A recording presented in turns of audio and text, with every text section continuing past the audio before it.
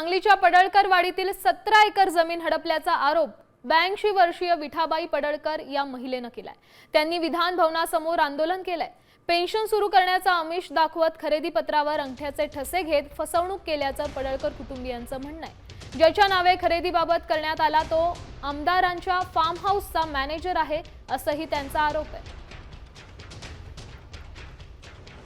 काही अंतरावर काही मंडळी या ठिकाणी आंदोलन करताना बघायला मिळाली, मात्र आपण बघतोय की या ठिकाणी काही लोकांना जे आहे ते गाडीतच बसवून ठेवण्यात आलेलं आहे। 82 वर्षाच्या या आहेत विठाबाई पडळकर आणि आपण त्यांच्याकडून जाणून घेणार, तुम्ही कुठून आलायत? पडकरवाडी। त्या आजीला काही माहित नाहीये पेन्शन कशी चालू करतात, कुठे अंगठे घेतात, काय करतात काही माहित नाहीये। त्या पेन्शनचा आमिष दाखवून तिचे खोटे अंगठे उठवून घेतलेले आहेत। अंगठे बांधणारा पण तो कैलास मोतीराम वाघमारेच। त्याच्यावरती कॅश ट्रान्झॅक्शन दाखवलेली, सगळे कॅश ट्रान्झॅक्शन दाखवले, वारंवार पैसे दिलेत म्हणून दाखवलेत। सगळा बोगस दस्ता असून हे आम्हाला त्रास देत आहेत। अजून तुम्ही आमदार गोपीचंद पडळकर यांच्याशी काही संपर्क साधला होता का? संपर्क साधला होता, पण त्यांनी आम्हाला रिस्पॉन्स दिला नाहीये। त्यांनी फक्त एवढंच सांगितलं की ती जमीन फिरवून द्यायला सांगतो तुम्हाला।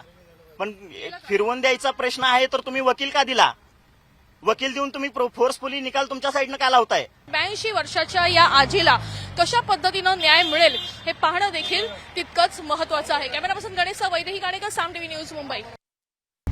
आता isakal.com आहे देशातील नंबर 1 ची मराठी न्यूज वेबसाईट। प्रत्येक अपडेटसाठी isakal.com ला नक्की भेट द्या।